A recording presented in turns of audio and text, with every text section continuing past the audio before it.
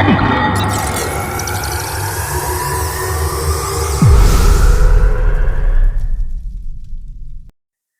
guys, Hal here. I'm coming at you today with my top 10 favourite movies of all time. Some of these films you're going to be thinking, really? Because pretty much a lot of them is based on nostalgia for me in growing up and watching them as when I was a kid. So, this is my favourite of all time, and sometimes it can change on a week-to-week basis. But I'm going to run you through them. So, starting with number 10. We're going to be going with a film that I've already actually reviewed on this channel and did a trailer for, and that's Masters of the Universe. Now, people are going to think, what are you talking about? How is that in your top 10 films of all time? But as I said, this is something that is close to my heart. I went and rented it all the time when I was a kid. I watched it over and over again. I loved Skeletor. I loved Dolph Lundgren as He-Man. I loved Evelyn. There was just so many things that I liked about this film. And if you've never seen it and you're not really familiar with it, then I would just check it out, just because it's just a great time. Even if you're just there taking the actual piss out of it, it's fine. It's a good film. I know the quality of it is not particularly, amazing compared to some of the other films that are on this list, but it had to make it. So that's my number 10. So coming in at number 9 is a tiny little film called Predator, starring Arnold Schwarzenegger. Now, I watched this way too young. This film came out, I think, in 1987, and I think I must have laid eyes on it in about 1990, 91, something like that. So that made me like 6, 7 years old, which is, it's way too young to be watching it. I thought it was just going to, it's just an awesome army film, get all your camo on. I used to dress up and go out with my toy guns thinking I was Arnold Schwarzenegger. But as soon as that Predator, comes onto the scene, it was a bit of a scare fest for like a 6, 7-year-old. But again, great memories from this film. I loved it so much. I loved all the butch characters. It was quite gory for a little kid, but I visit this film to this day, and I just watch it over and over again, and I love it. So if you like this film, you tell me what you think about it, because there's loads of good bits in it. Anyway, so that's my number 9.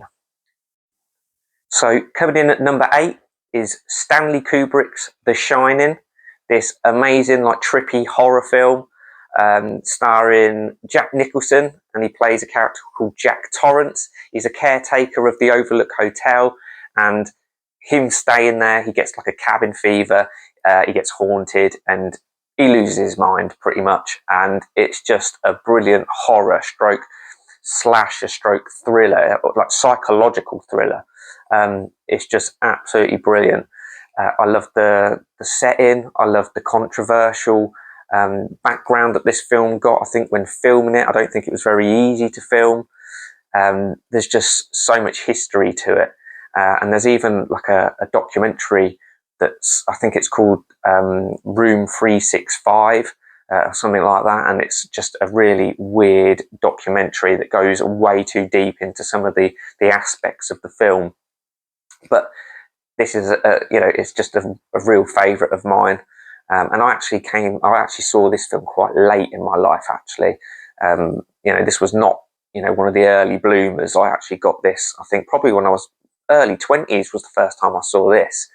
But loved it straight away and couldn't believe that I'd never seen it before. So yeah, that is my number 8.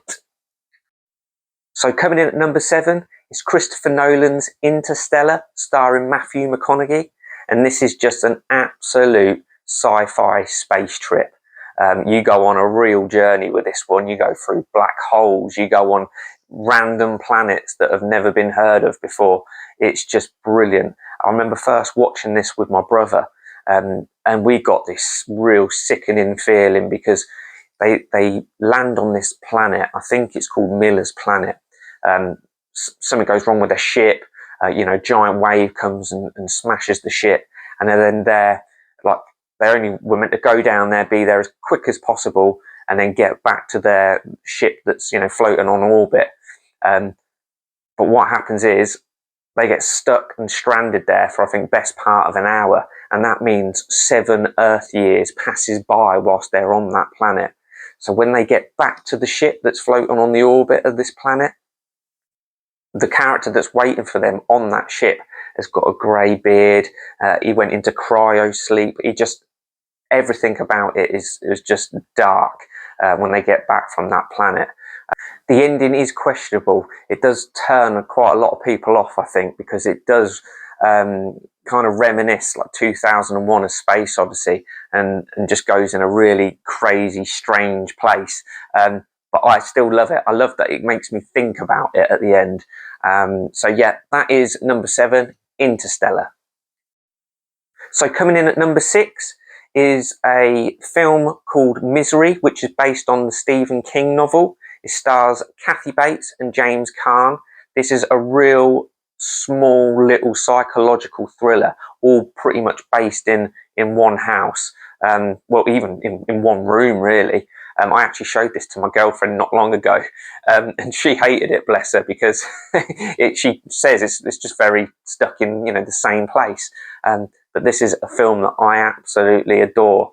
I actually remember, I think it was my mum that she came back from the cinema to watch this in 1990, and I was 6, but I remember her saying good things about it, and I think I must have watched this then at about 10 years old when it finally came out on VHS. But I love this story. I love that he's a writer and he always finishes his stories with a pencil, and the way he lights his cigarette with a match, and there's just so many little details in this that I really enjoy. That he keeps his book in this leather case. I remember as a kid me writing like a little short story and wanting to keep it in a leather case because of this film. So again, I said a lot of these films were going to be what I remember growing up, and I think this was the very first time I'd ever heard of a psychological thriller. So yep, this is my number 6. It's Misery, and I think Kathy Bates also won an Oscar for this role as well. So she's just bloody brilliant in it. I love it. So that's my number 6. So coming in at number 5 is Quentin Tarantino's film Pulp Fiction. I should imagine this doesn't surprise many people because this is on most people's top 10.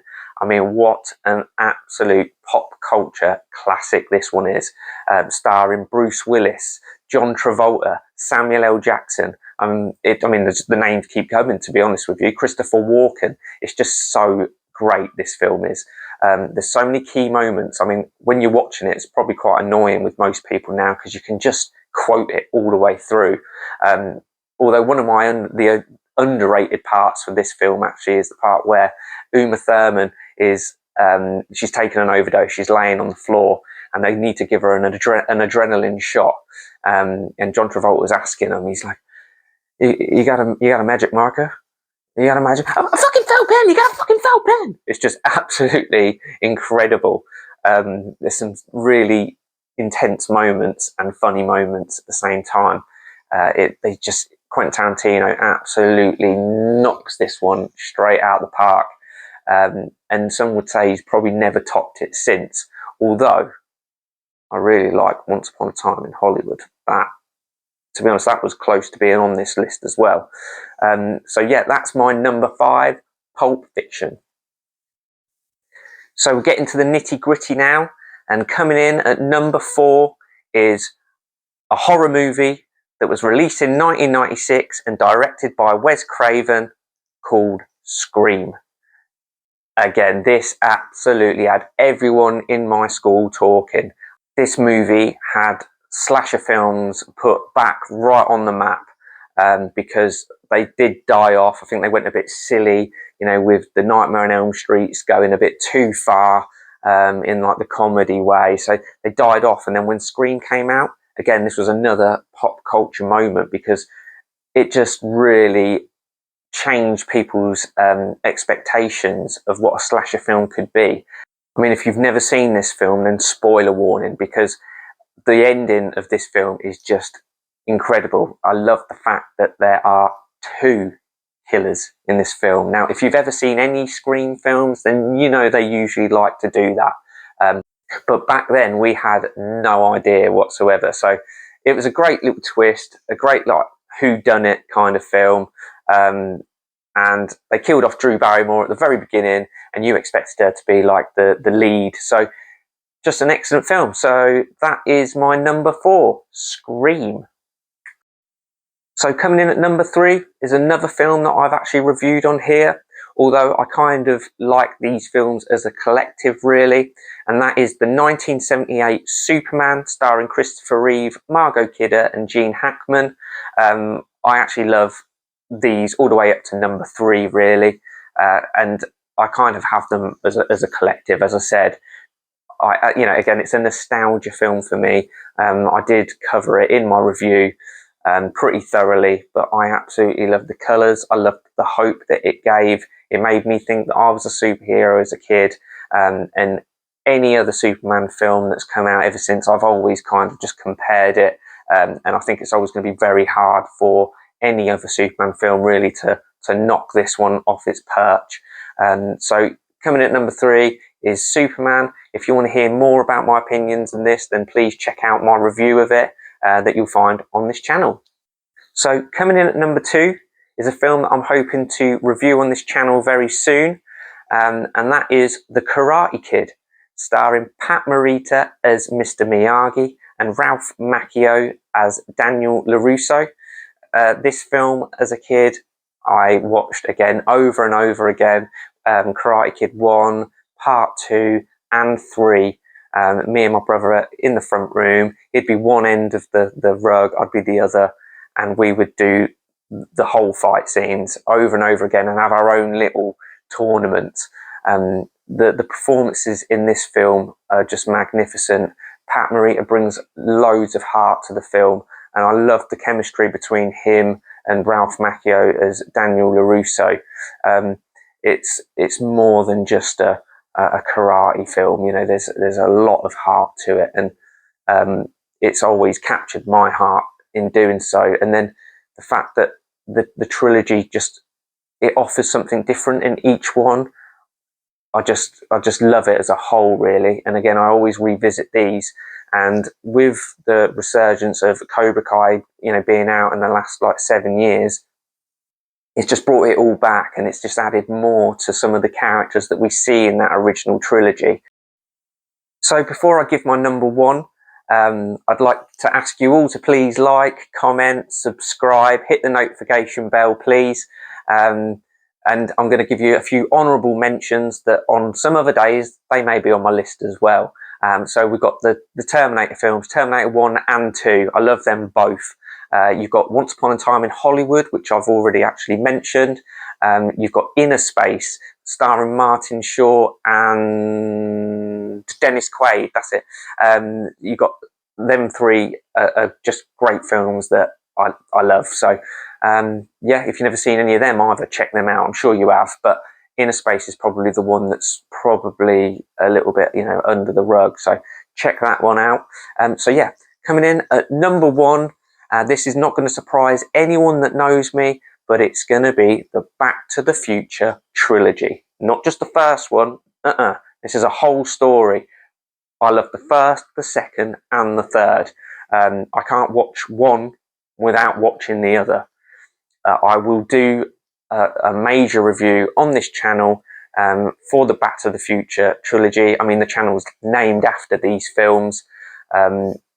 Marty McFly gave me so much inspiration as a kid. I loved his attitude. I loved the way he would stand up for himself, and he just resonates with me. When I get my own space in the future, you will see how much I like Back to the Future, because I've got a hoverboard, I've got the hat, I've got the gear. So I'm hoping to have all of that displayed behind me eventually in the future when doing these kind of videos, because it's just so good. I mean, the DeLorean itself is a character in that film. Doc Emmett Brown is just amazing. Christopher Lloyd's performance is just brilliant. So coming in at number 1 is the Back to the Future trilogy. I'm not going to go into it too much, because as I say, I want to do a review on it. But another little fun fact actually is I used to roast coffee, and I was once asked for my coffee by the one and only Leslie Zemeckis, who just happens to be Robert Zemeckis' wife. So, they've had my coffee. How cool's that? My favourite film, and the director has had the coffee that I roast. So yeah, that's a little fun fact for you anyway. So thank you for tuning in. I know I've asked you to do it already, but please like, comment, subscribe, hit that notification bell, because when this baby hits 88 miles per hour, you're going to see some serious